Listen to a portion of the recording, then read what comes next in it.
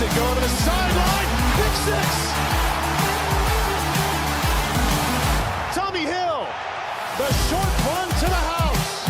Look at that. Handoff. Down, his third.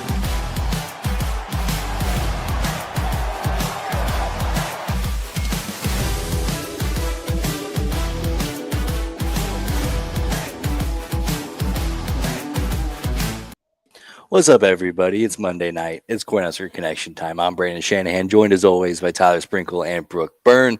Spring football wrapped up, spring games checked, draft check, and now it's just time to wait till Phil Steele's magazine comes out and plenty of time to drown in some Kool-Aid. But how are we doing, fellas?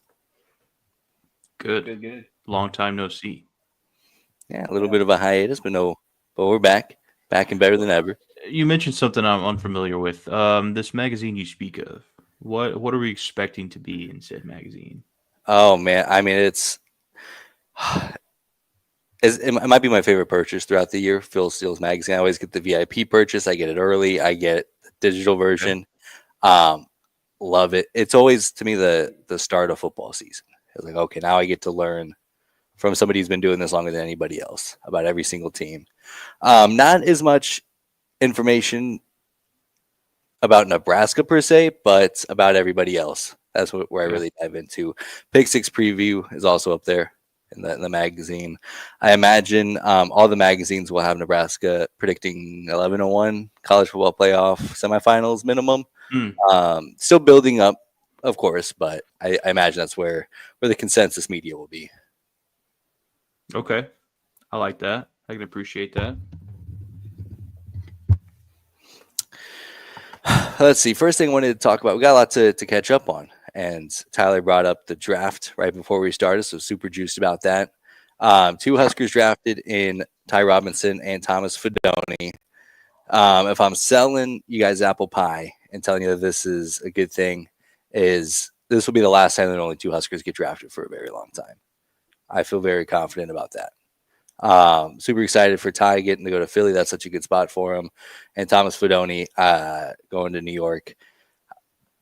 Not a great football spot, but if anybody could figure it out, it'd be Tommy Finn. Yeah, I feel like there was quite an affinity for Nebraska Cornhuskers in Philly. Granted, there haven't been a lot of pro-caliber Nebraska players, but I feel like a majority of them seem to end up in Philadelphia, so that's kind of cool. Yeah, I mean, Cam Jurgens, the newly anointed highest paid center in the NFL. Nate Gary, Alex Henry was there for a time.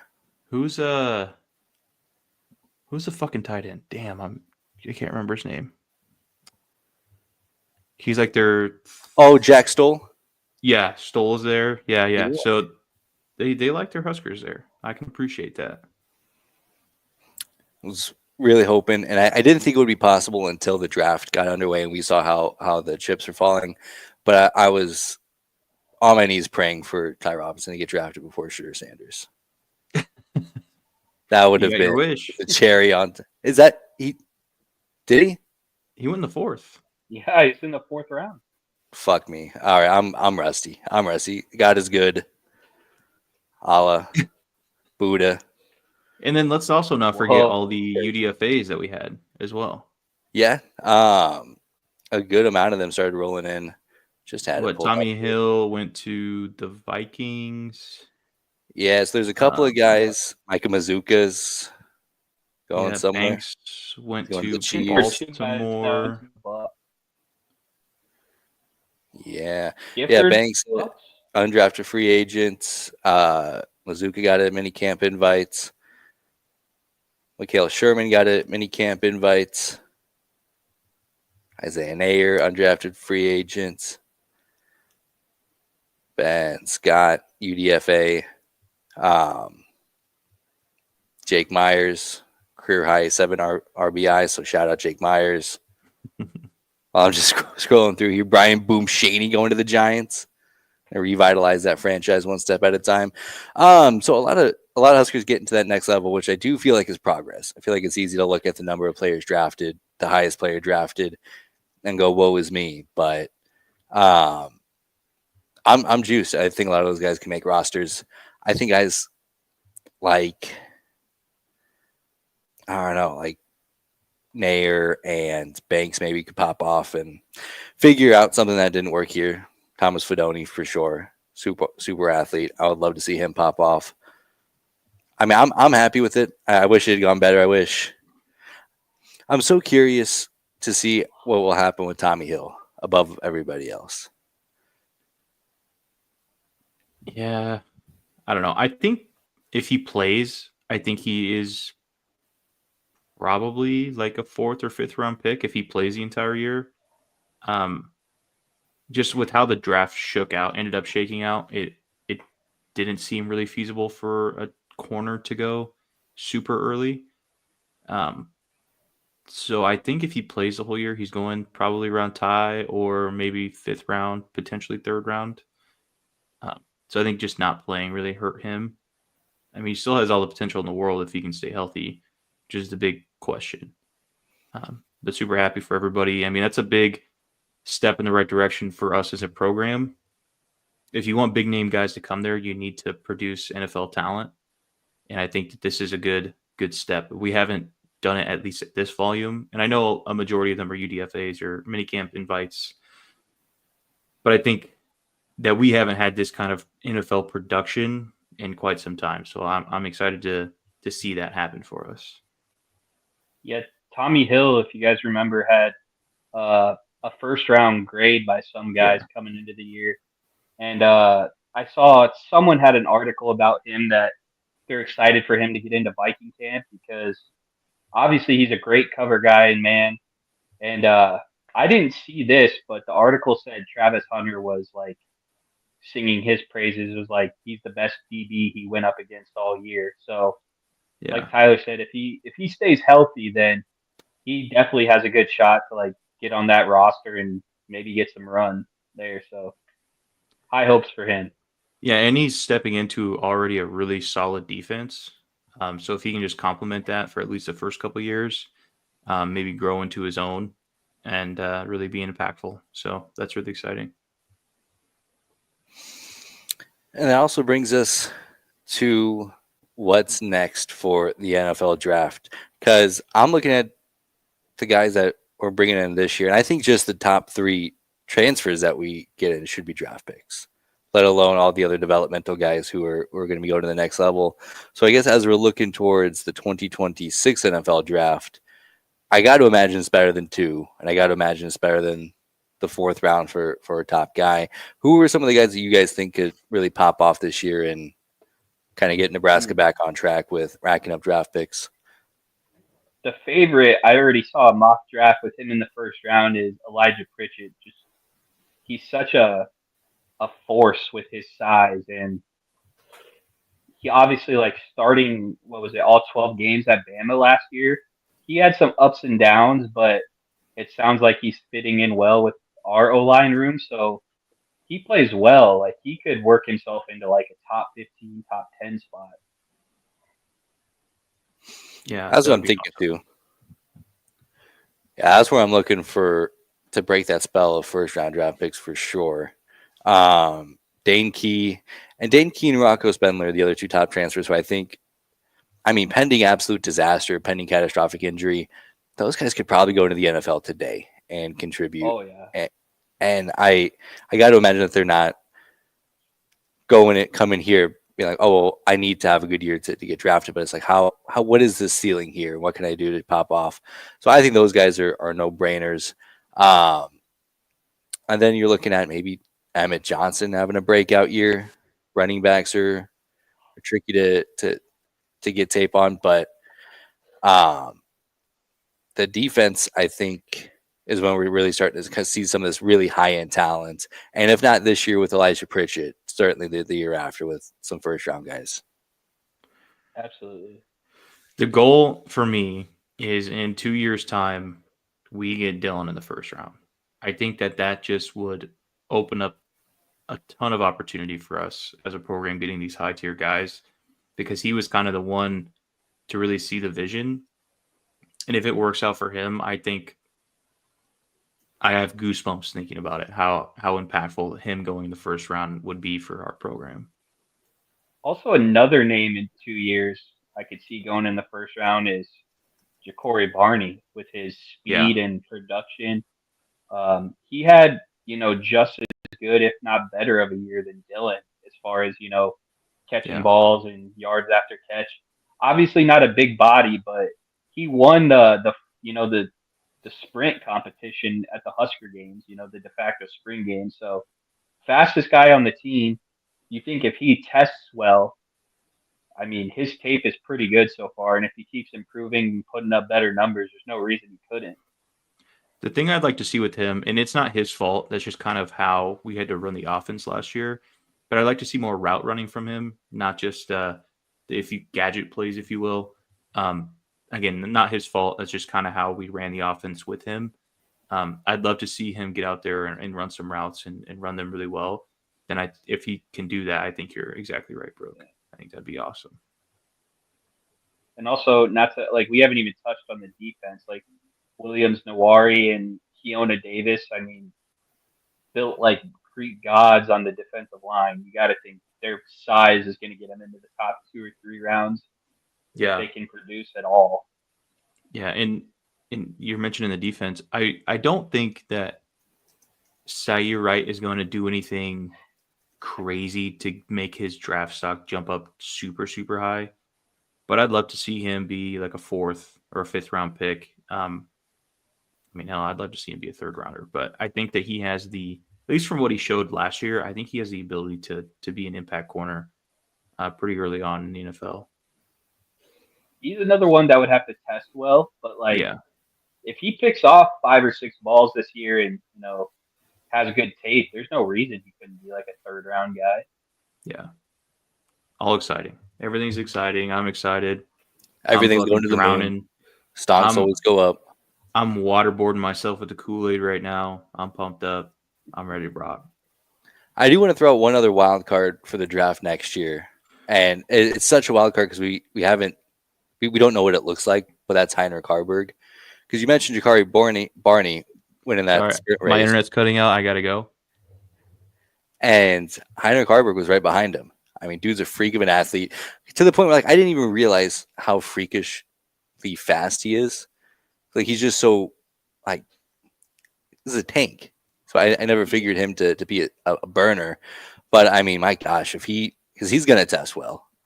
And if he can get some production, I mean, we saw Thomas Fidone get drafted with not outstanding production one way or the other, and with the injury history, there's no reason to think that can't be a situation for Heinrich Harburg to step into and pop off. He'd have to really show something as a tight end this year, I think. I think so. That's what I was going to say is, as much as I think Brandon's crazy for that take, if he goes out there and doesn't drop any passes and proves he can block well enough, like Brandon said, he is just like a freak of an athlete. He's going to test well.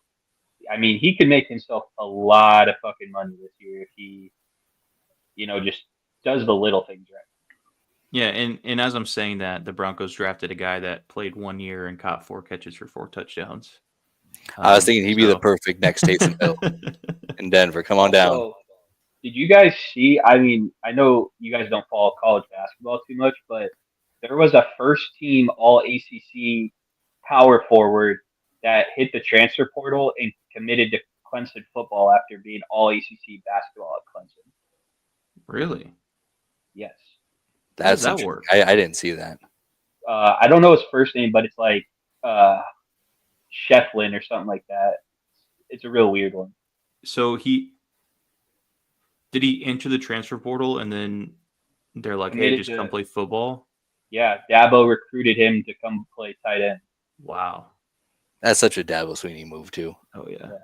And he's got all the resources in the world, and he's like, I'm going to get this basketball player. Could you imagine an All-ACC basketball player winning All-ACC football? That would be an insane feat to accomplish. Yeah. Yeah, wow.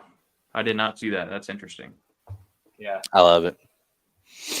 Average Well, double. Damn. Walking bucket. No kidding.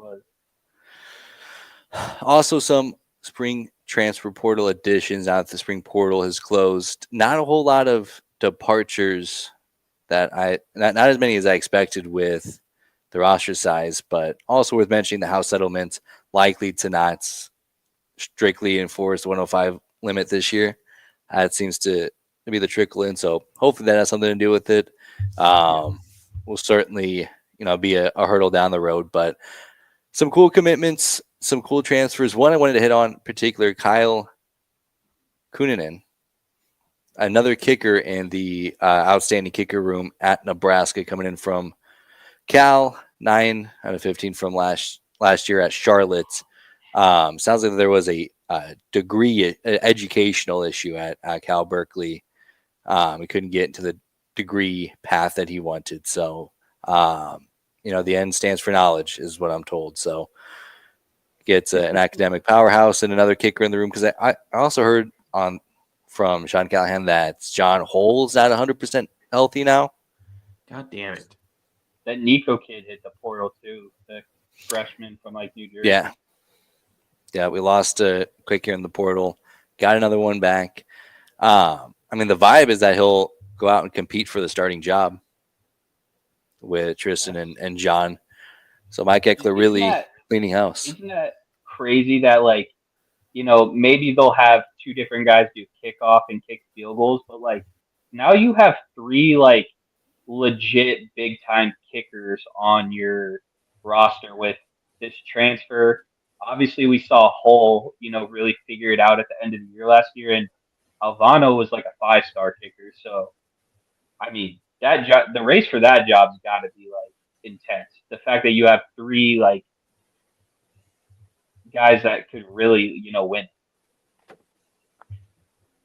Yeah, iron sharpens iron, I suppose. I just need one of them to fucking be able to kick a field goal. That's all I care about. Just please, for the love of God, be able to make a field goal. If I'm being honest, I want Hull because we saw him come on late last year, so it's in him. Alvano, we really haven't seen him put it all together. I don't know about this transfer kid yet, but I guess we'll see. Also worth mentioning, now that Ed Foley is no longer in the picture, I'm sure arm strength isn't going to be as big of a factor in who gets the starting gig these days. What a world. I love Eckler. And that's what gives me peace, because I look at this and I think, boy, they really don't feel all that good about Alvano and Hull. That's a problem.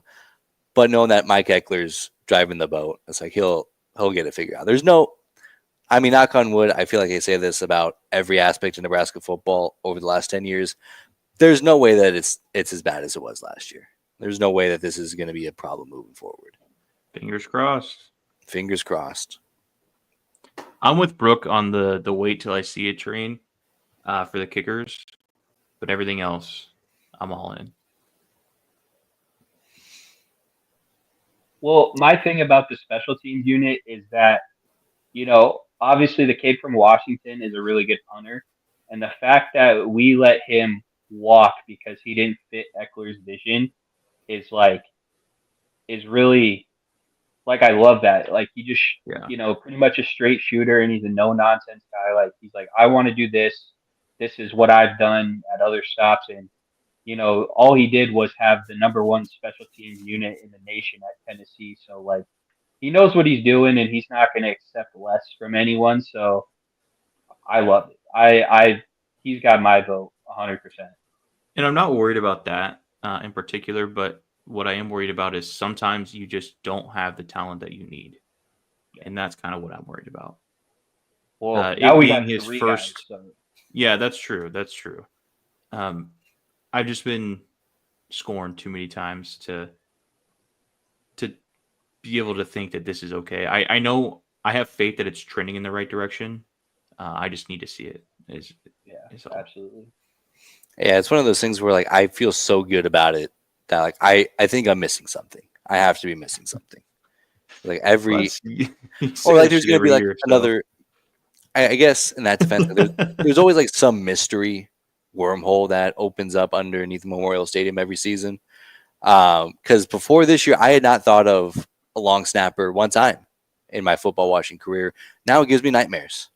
and that's what it's like being a Husker fan. So hopefully it works out. Yeah. I do appreciate the identification of this isn't what we want, and this doesn't fit our vision. I think so much of Nebraska football over the last decade or so has been, well, we hope that this works out. We hope that this guy magically fits into what we want to do. We hope that, we'll find the magic formula. I know Isaiah Nayer is a freak athlete. We hope that it'll work, but who knows? Here's my thing though with that is I want to touch on that is that's why like I wasn't a believer in Satterfield. That's why I wasn't a believer in Nayer because we were recruiting and hiring guys that like they didn't do it at other places. Where it's like Eckler was the elite of elite at Tennessee. Like he did it. He was the best.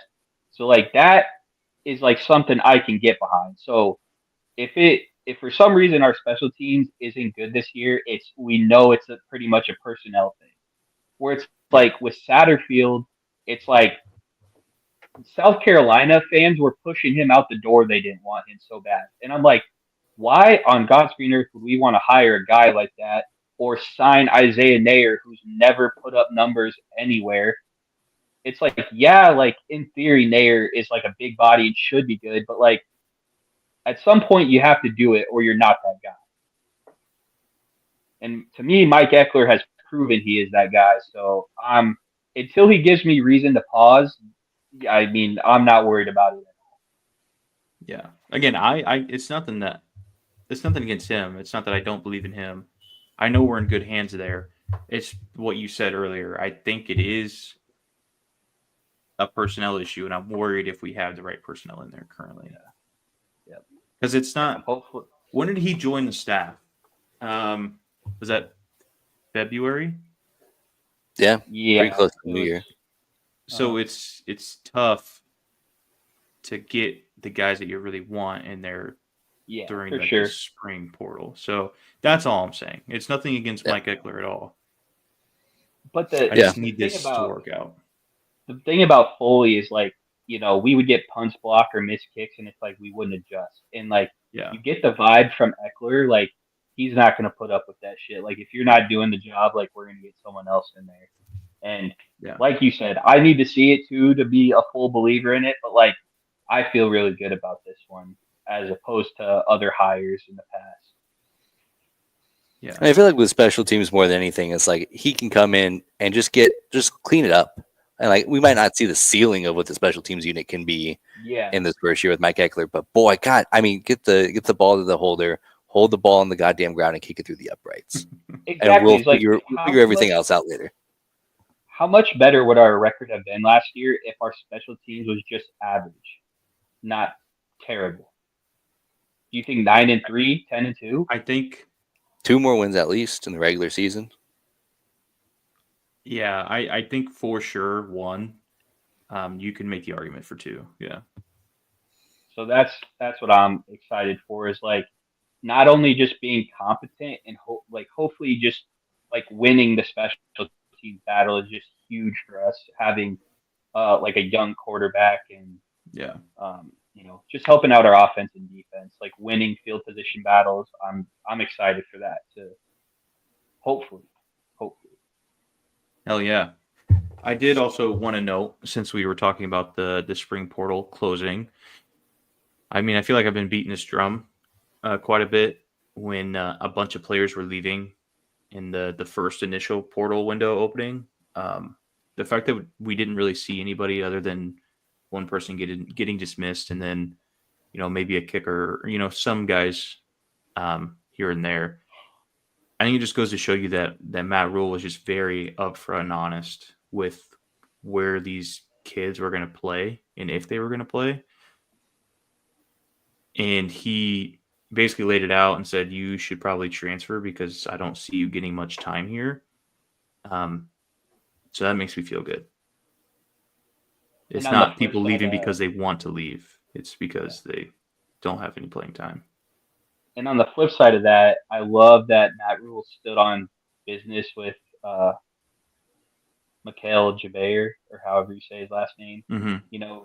It seemed like he was promised the starting job at Mizzou, and then, so he gets in the portal, goes there, and then gets to Mizzou and realizes he's not going to be the guy.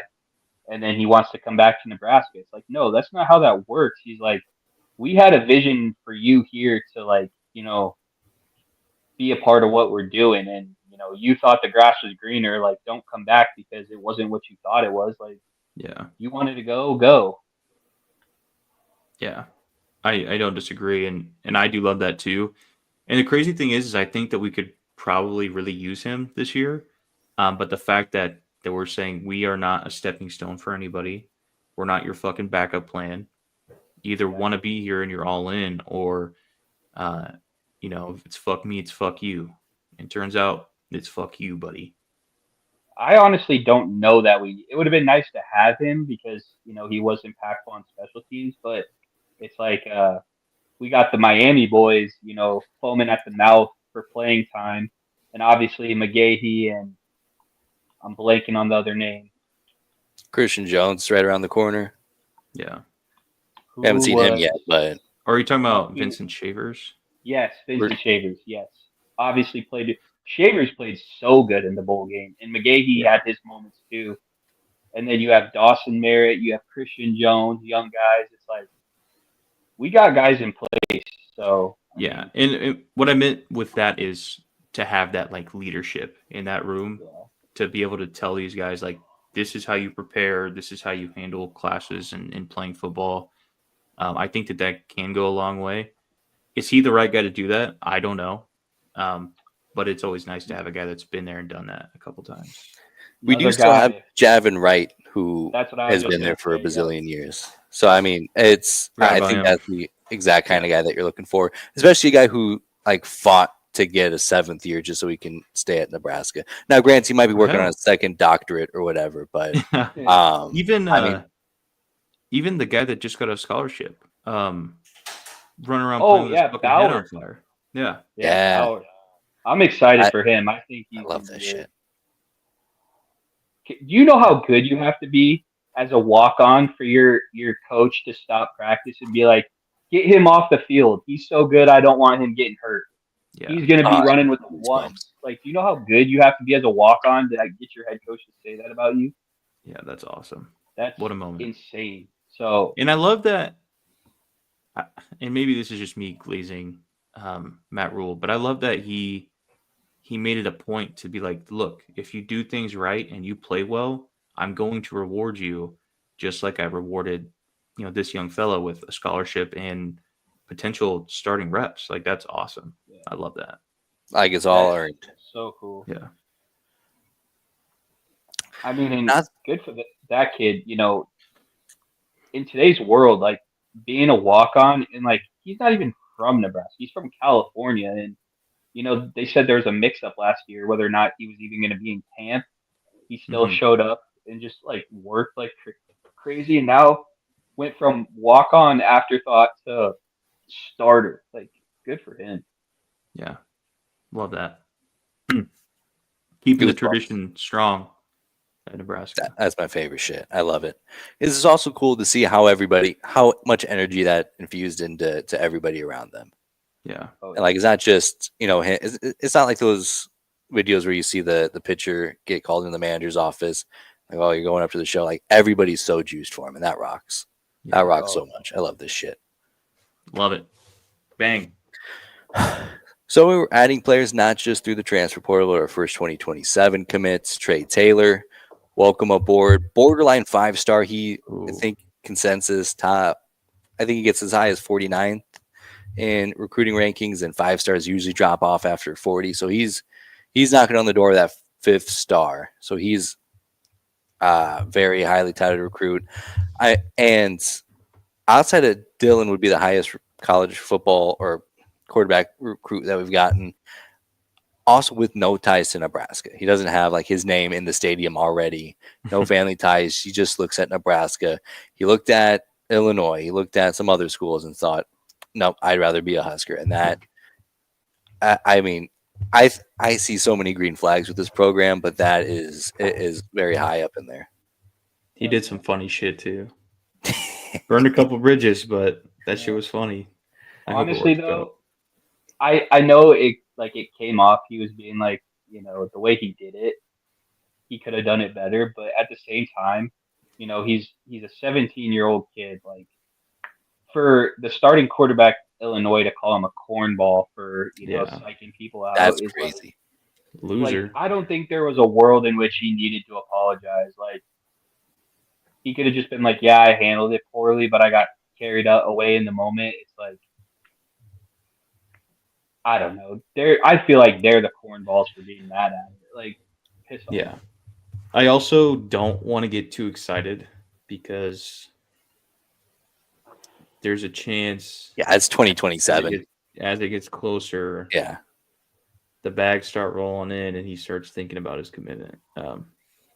So I'm happy to celebrate right now, but there's a chance that he's not a Husker. Yeah, I mean, there's a lot that could go wrong. I mean, I feel like by this time in Dylan's career, he was a Buckeye commit. Obviously, things changed quite a bit for him.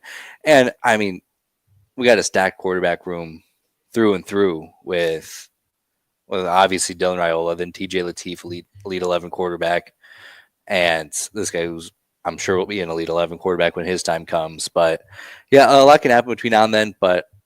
And one of the jabs that Illinois fans were throwing out was like, "Oh, you're so juiced about this 2027 high school sophomore. Congratulations!" But it's better to get the commitment than to not get the commitment. Yeah, Like, I agree. Obviously, signing him and bringing him to campus is going to be the big win. But this is better than if he had committed to Illinois or committed to any other schools that he was considering. Like, this is awesome. And the thing is, I don't know that I'm worried about him committing to a different program just because he turned down Oregon and I think like Bama was on his list too. For like Nebraska and Illinois were like the top two in his running. Unless someone comes in offering crazy amounts of money, like which could happen, I think he's more so looking for the right fit, and he likes Rule and staff from what I read about him, and also like I don't know, I saw a video on him, his like workout regimen and like getting up at 5 every day to go throw passes and like read defenses, like for a 16-year-old, like talk about being locked in. This kid could be really good. Yeah, I'm excited. Don't get me wrong. I'm very excited. It's just, I mean, we saw it firsthand with Dylan. So I don't want to get super excited about it because things can change in the blink of an eye now. Yeah, and I'm not, sitting back here and be like, oh, we're set. I mean, 2027 on is locked in. But this is all very good news. I did hear something. I can't remember if it was a World Herald article or one of the local beat reporters wrote on this, but throughout his recruitment process, it was his parents doing all the NIL talks. So he doesn't know what the NIL packages are like. All he was tasked to do was find the best place for you. And that turned out to be Nebraska. And I do think obviously a lot can happen, but like he knows that like the quarterback room is stacked. He knows that when he gets here, he'll have to compete from the jump, and that there's not a clear cut path as he probably would have had elsewhere. But the fact that he saw that challenge, saw the level of quarterback talent that Nebraska's accumulating, and thought, I want to be a part of that. I don't want to run from that. That rocks. I love that. Yeah, I mean, it's kind of the same thing with DK, right? I mean, he knew what he was stepping into, and he still decided to honor his commitment and come here for a year. Absolutely. So I'm not saying that it's impossible for him to keep his commitment and come here. But here's the other thing I'll say is we have Lateef, who was a 4-star, who's already on roster when Dylan's up. And in 28, we have Dayton Raiola. So, I mean, I do want him to come, but if he does back out of the commitment, it's not like the cover. Yeah, it's not the end of the world. I agree. So but the other thing I was going to say is we have no idea what college football is going to look like in 2027. True. With how much it's changing now, like we have no idea what this could be like. Absolutely.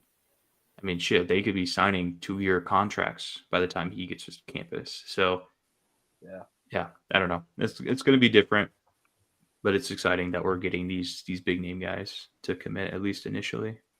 Absolutely. I think it's also important to note Trey Taylor in particular is very online and has already started peer recruiting. And so even if something happens down the road, maybe he puts Nebraska on to, a 4 or 5-star guy. Maybe didn't consider him, but it's like, oh, well, if this guy's committing there, then let me get a look. Because I mean, every coach that's coached in Nebraska is like, we just got to get these kids to campus so they can see how special it is. And I think that he's already off to a great start with that. So love that shit. Love that it pissed off so many Illinois fans.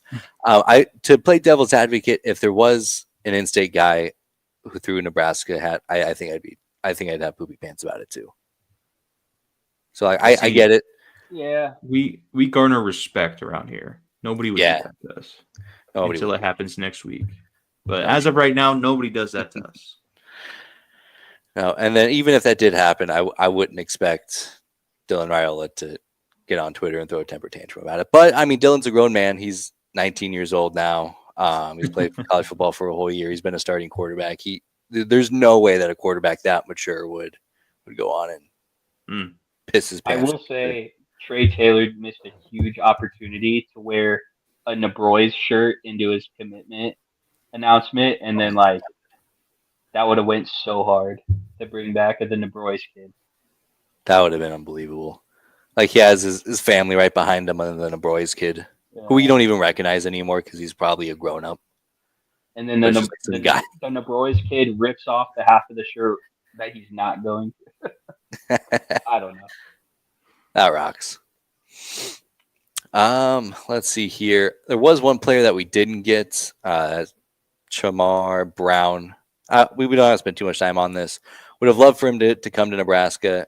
He didn't. And I'm not going to lose any sleep over it, but it wasn't all W's for the Skurs. No, but here's the thing. Emmett's been passed over so much. I'm kind of glad he didn't come because Emmett deserves, all of the shine he's going to get this year. Mm-hmm. He's, battled his ass off and then obviously got passed over for a guy that left and went to Kentucky that wasn't better than him. So,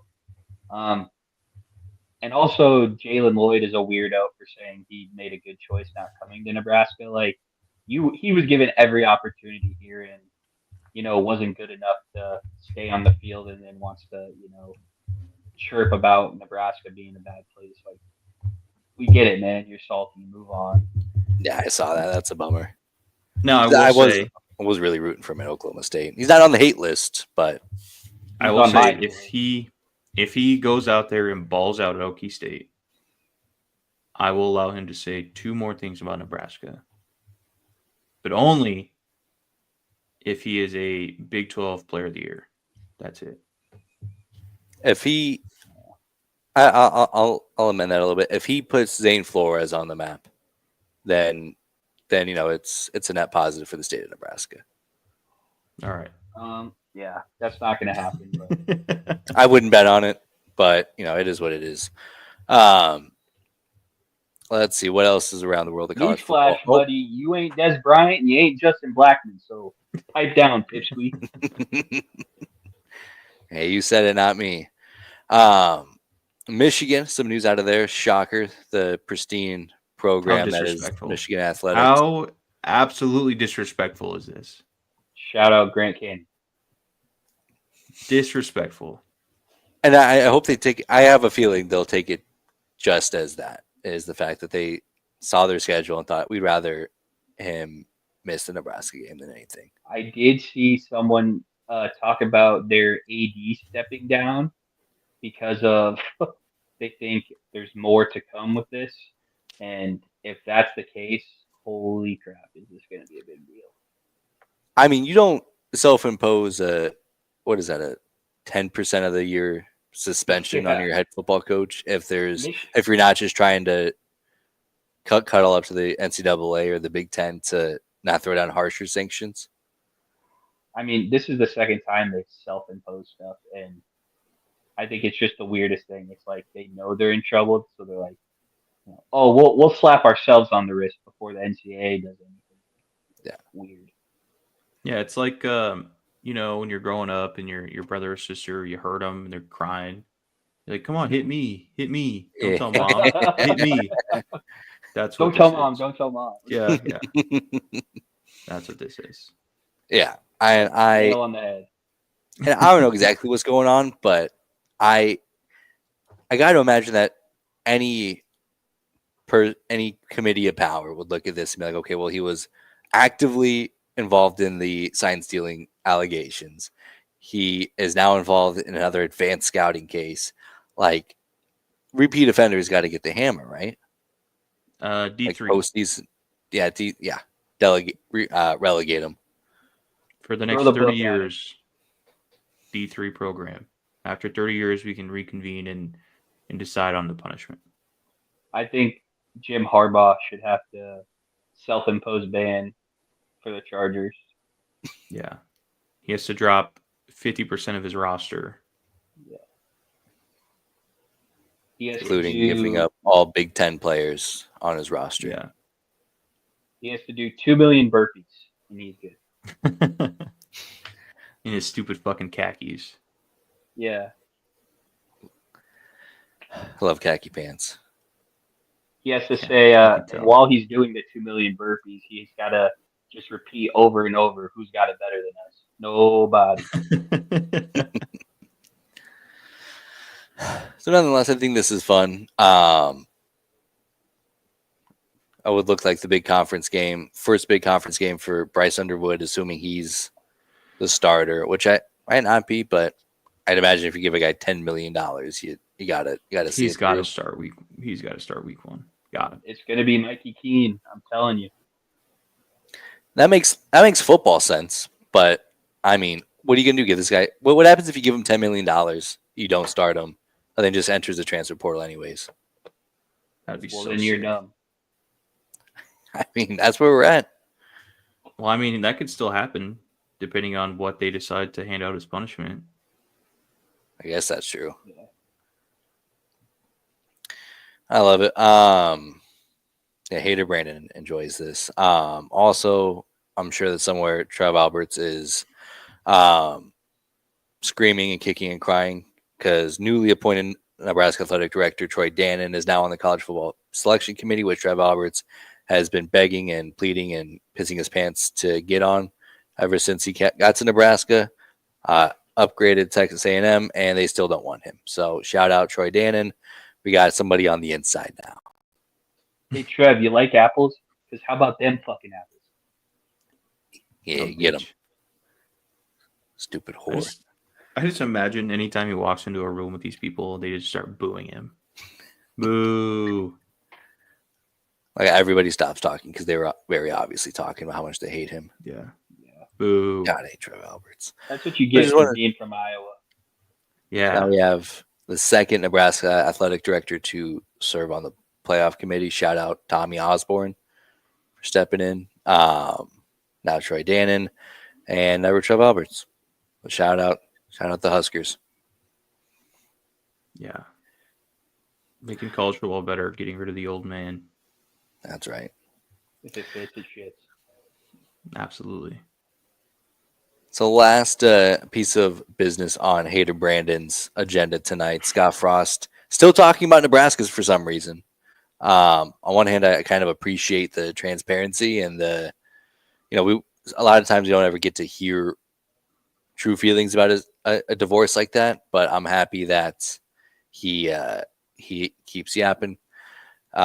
Gave an interview to ESPN and just keeps talking about how much he loved the University of Central Florida, how happy he was there, how he was pushed down and dragged to Nebraska and was forced to sign a $35 million contract like Brandon Walker renewing his Barstool deal, just knocked out by his son, fakes his signature just to push the deal through.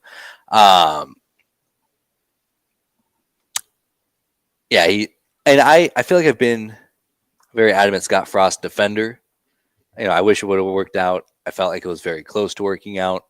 I feel like if a couple of things go a different way, things are better. But Do you mean like not getting so drunk that you get kicked out of country clubs in Lincoln, or not cheating on your wife? I mean, I can overlook those things if you win a few one-score games. Mm. If he gets to a bowl game in 2021, yeah, whatever, cheat on your wife all you want. I don't care. Or like just having players in the media bash you for not tackling at practice. It's another thing. Listen, Winning cures everything. I don't know what to tell you. Scott Frost got what Scott Frost deserved because he treated his time at Nebraska like it was a summer vacation or like a party essentially. I don't think he did very much coaching. I don't think he took it very seriously, and I don't know if that's what he was doing in his first stint at UCF. Um, there were a lot of guys on that UCF roster that ended up going pro. So, I mean, he had every resource at his fingertips at Nebraska, and he still lost to Georgia Southern, and went 3-9 and 4-8, and I don't feel bad for him at all. I'm sure he's trying to deflect and save face for why it didn't work out at Nebraska, but he got what he deserved here. I don't think he gave it his best effort, and you know, he's getting a second opportunity at UCF, and we'll see how that works out. But he got what he deserves here. I mean, he could have had plenty of NFL talent guys on his roster if he went to some recruiting meetings.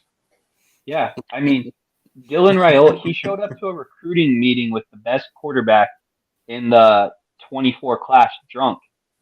Like, and you're saying that you were forced to be here? Like, the fact that he's putting blame anywhere other than himself is crazy to me. Like, how about you just be an adult and grow up and, take responsibility for your actions? Like, And like, how easy would that be for him to go into these interviews and be like, "Man, it didn't work out.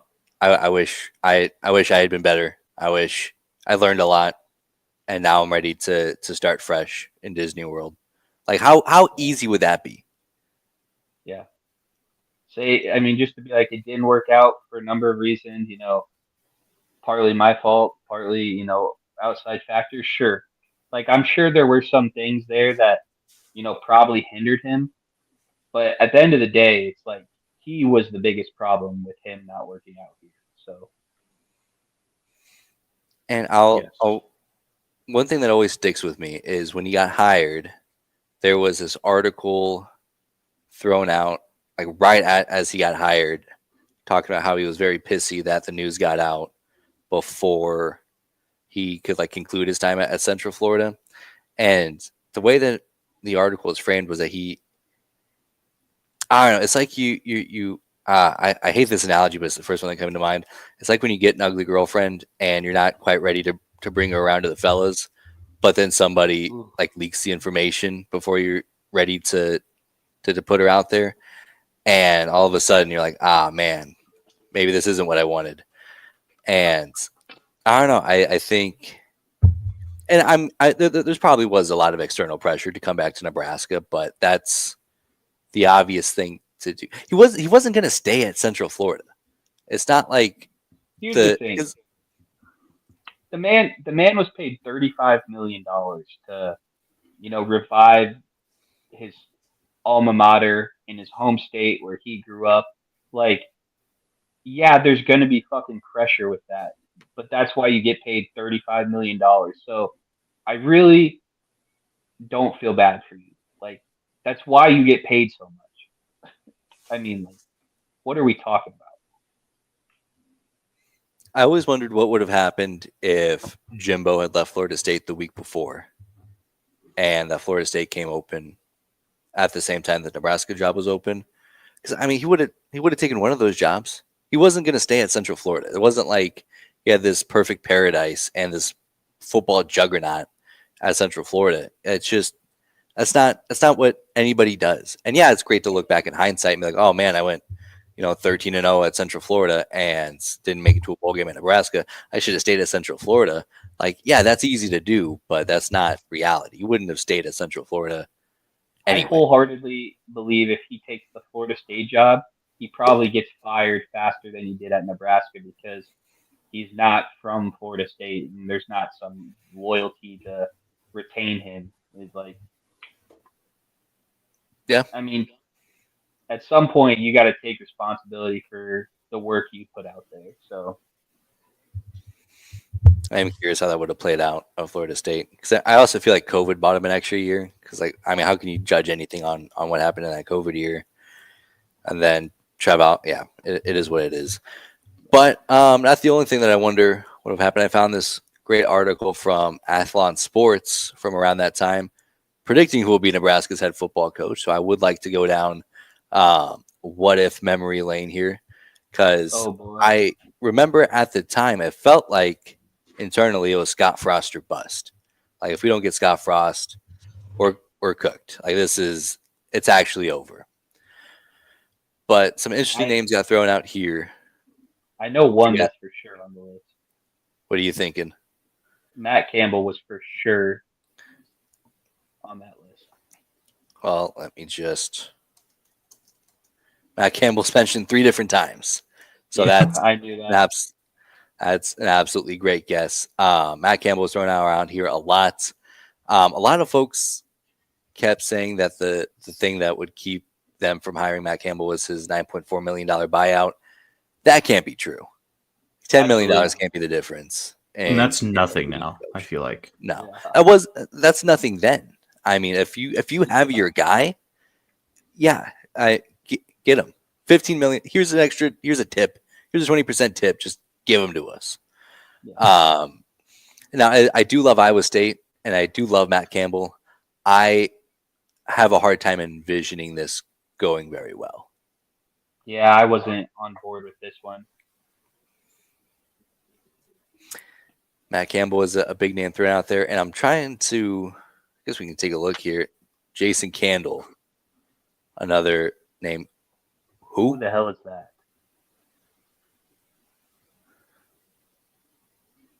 Yeah, he's still at Toledo, so I mean, I don't know what that tells you. No, thank you. So he's off the list. The obvious choice appears to be Scott Frost. That's what we thought too. This guy, Mark Frost, thought that he was gonna say no to Nebraska. Matt Campbell being thrown out there again. He would have. That would have been great. This one was fun. No. His key was Big Bat Brett Belima. I would have loved Fat Boy at Nebraska. I hate to admit it, but I do think that I don't think there's anything that we're going to talk about that could have been like even possibly worse than Scott Frost. But I think Double B would have been a very fine fit. The more X's they have, the more in I am. That's right. Let's go, Bo. Bo. Oh, Love Bo Pelini. Oh, He's not who they suggested. The best. But not only did he at my freaking heartstrings. allure to Matt Campbell once again, but and this is the interesting one to me, Mike Leach from Washington State. Oh. That's so fun to think about in hindsight, like what that would have looked like. Because he eventually did leave Washington State for a big Power 2 job at Mississippi State, and he did the same shit. He didn't alter or change anything. It was like, I'm Mike Leach. I'm going to keep doing what I do. Do you know what the state of Nebraska would have looked like if our head coach just died? Oh, like, man. That would have been like Pearl Harbor for the Nebraska people. Well, and that's my next question is what if he didn't die? What if Nebraska would have saved his life? I mean, what if we could go back in time? If I had a time machine, I would go back to September 10th, 2001 and tell everybody that we needed to hire Mike Leach to save his life. That's what I would tell everybody. You're a real son of a gun for that. Let's see, I'm trying to think if there are any other big names on here because that coaching cycle wasn't very successful. Dan Mullen got hired in that span. Chip Kelly got hired in that span. So it was a real dud for a lot of people. Obviously not as disastrous as Nebraska, but Philip Montgomery. I would have been all in on chocolate chip Kelly. That would have been interesting. That would have been I would have been juiced. I don't think that he would have had any interest in coming to Nebraska. Oh, absolutely not. But I would have been all in. Fun to think about. Scott Frost mentioned again. Wyoming's Craig Bowl. I think he's still there. No, he retired. Is that right? Yeah, he retired at the end of 2023. Because that was this writer's. Oh, he went to Nebraska too.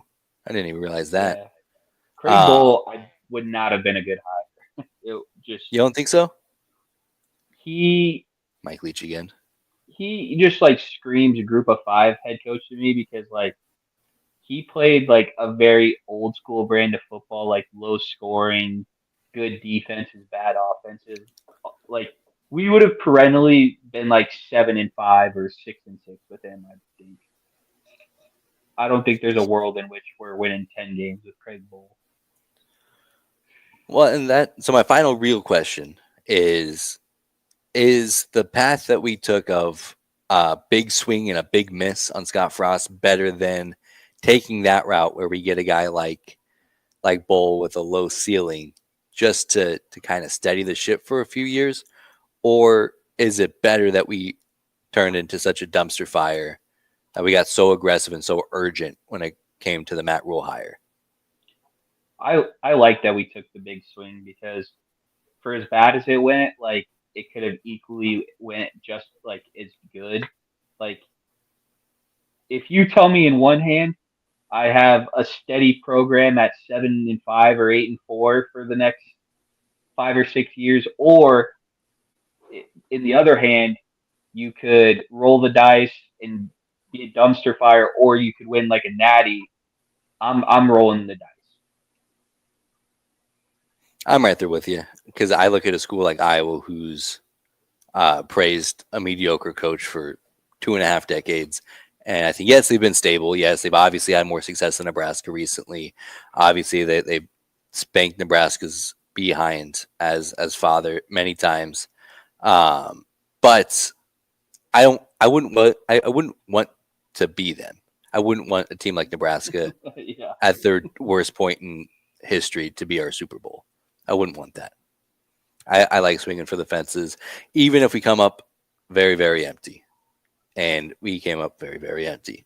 Final question about Scott Frost. Who could we have hired that would have been worse? Oh boy. Bin Laden. He was deceased at this time, so I don't think he's eligible. But I like the thought process. And I mean, if Bin Laden can kind of tap into those Al Qaeda funds, maybe that would be a better off at this point in the game. I mean, we get some really dirty money coming in, but there's a lot of it. Who could have been worse?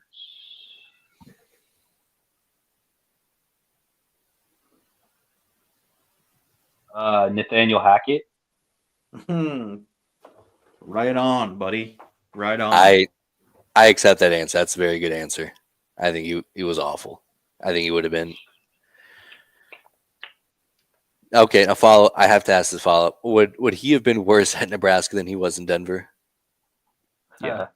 Speaking of absolute worst case scenarios. Yeah. I feel like you two are the most qualified to answer that. Yeah, it would have been way worse. Because I look at the Nathaniel Hackett era the same way I look at the Scott Frost era. Like that could not have gone worse. Nathaniel Hackett would have done numbers on this program. Who follow-up question? Who and this is probably more directed at Tyler. I'm sure Brooke would. I'm sure I know your answer. Would you rather have Nathaniel Hackett at Nebraska or Scott Frost for the Broncos? Scott Frost. Damn. Yeah.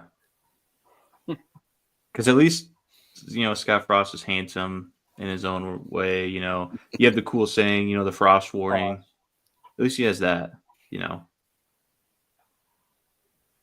Frost at Mile High. There are no redeemable factors about Nathaniel Hackett. Like Star Wars, he's a good meeting guy. He knows how to put together a good PowerPoint. Yeah. Good presentation. Another name that you could throw out there that Also, might have been worse is crazy-eyed Adam Gase. Also, real quick, if Scott Frost was the coach of the Broncos would have had their best week of practice every single week. So that is true. Josh McDaniels probably be be that's there. A good answer. Brian Ferentz is coming to mind. Aaron Hernandez would have been a failure as a coach in Nebraska. Yeah, I do not think Aaron Hernandez would have worked out as the head football coach at Nebraska. Yeah, Hitler would have been just as bad. Hitler won't make it, but Aaron Hernandez is definitely going in the thumbnail. Who would have been worse? Bin Laden, Aaron Hernandez, and Nathaniel Hackett. Daniel Vogelback probably would have been worse. Yeah. Hillary Clinton. Danny Burgers. I can see Danny Burgers. I mean, I can imagine him getting to a bowl game. I don't know, dude. Danny Burgers is a big boy. Like I said, I like my coaches to be. That's right. Would Danny Burgers have dismissed Joe Burrow in the transfer portal? That's the question. Absolutely not. Absolutely.